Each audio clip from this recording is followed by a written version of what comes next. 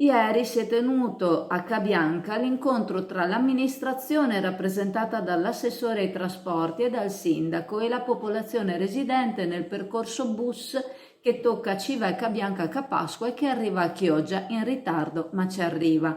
Ad attendere l'amministrazione una cospicua folla soprattutto di genitori i cui figli devono giungere a Chioggia per avere istruzione, ma anche di lavoratori e di chi usufruisce del servizio subendone tutte le pecche che a distanza di 2 settimane dalla partenza ancora manifesta.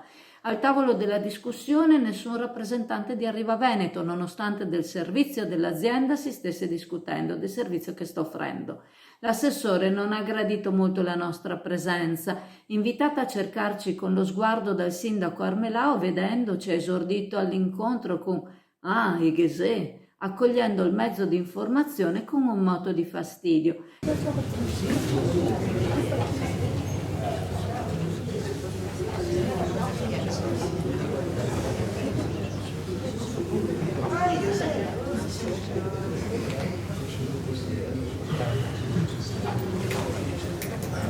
Non è che per il pubblico il suo fastidio abbia avuto importanza, a chi era presente sono ben altre le cose che danno fastidio, cose di cui l'amministrazione attuale è l'unica responsabile, non avendo fatto nulla in questi mesi per proseguire il servizio con ACTV, ma togliendo gli oltre 300.000 euro annui necessari perché si mantenesse il servizio pubblico, indispensabile soprattutto da e per le frazioni. L'incontro è stato chiesto dal presidente del comitato della frazione, di Anin, mentre il prossimo lunedì ci sarà un incontro con i presidenti di tutte le frazioni. Nel frattempo saranno avviate alcune modifiche del servizio. Neppure la prossima settimana si comincerà a partire con le corse fisse anche pomeridiane, oltre a quelle che si tengono in orario scolastico, e neppure si partirà con quelle dei festivi. Impossibile migliorare il servizio in questo senso, sono da modificare i turni degli autisti e continuano a mancare i 2 bus, a quanto pare datati. Uno dovrebbe essere pronto per fine mese, mentre quello uscito lunedì dall'officina è dovuto rientrare immediatamente per problemi all'impianto di riscaldamento,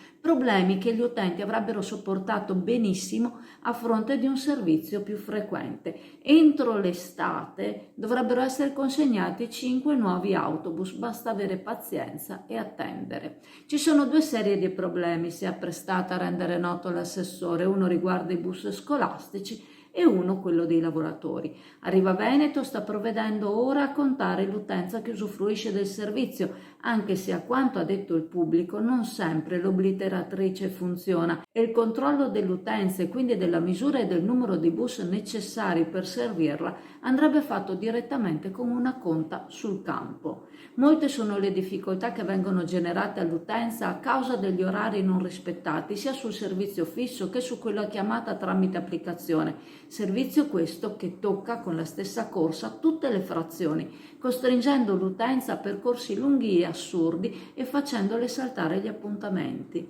La richiesta del pubblico è tornare al servizio come era svolto da CTV, richiesta al momento respinta in quanto a quanto sembra ci si deve arrangiare con i mezzi previsti e con gli autisti concessi. Per modificare l'attuale servizio rivolto alle frazioni ora bisogna riarrangiare quello attuato nell'area urbana di Chioggia.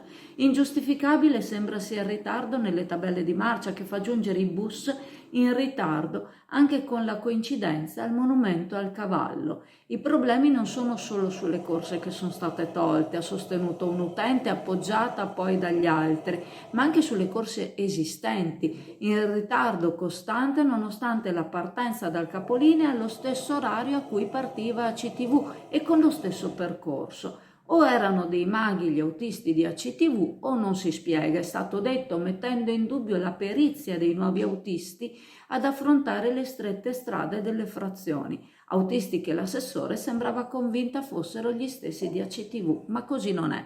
Tali frequenti ritardi spesso costringono i genitori a cambiare i loro piani per accompagnare i figli a scuola o il parente o l'amico al lavoro. Ai reclami che vengono puntualmente fatti l'utenza non ottiene risposta. Tutti questi problemi sul rispetto degli orari non ci sono mai stati, è il coro che si è alzato dal pubblico. anche 25 minuti di ritardo. L'assessore a tavolino, ascoltando le esigenze dell'utenza, ha rivisitato gli orari della partenza dei vari bus in modo da rispondere nell'immediato.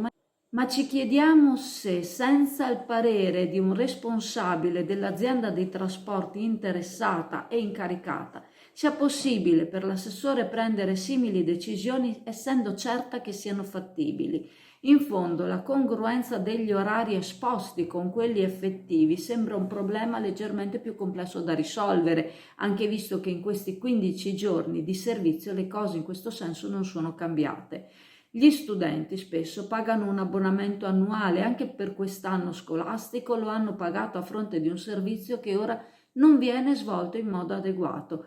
Un servizio che prima con ACTV dava anche la possibilità di muoversi anche verso sottomarina, ma che ora si ferma al cavallo in attesa di una coincidenza che magari è appena partita. Una sorta di coordinamento dovrebbe essere fatto da Riva Veneto con gli istituti scolastici, in modo da far coincidere il passaggio del bus in concomitanza con l'orario di ingresso e con quello di uscita.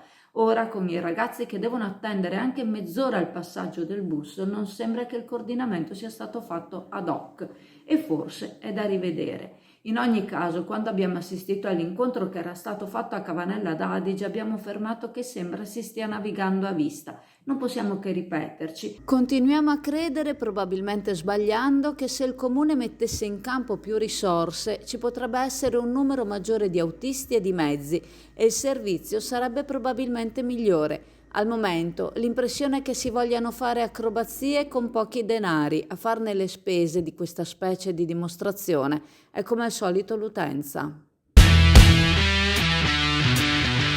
Dragster Italjet, motori ad alta prestazione 125, 200 e 300 cc. Telaio fuori dagli schemi con un carattere unico, una guida emozionante, fari full LED.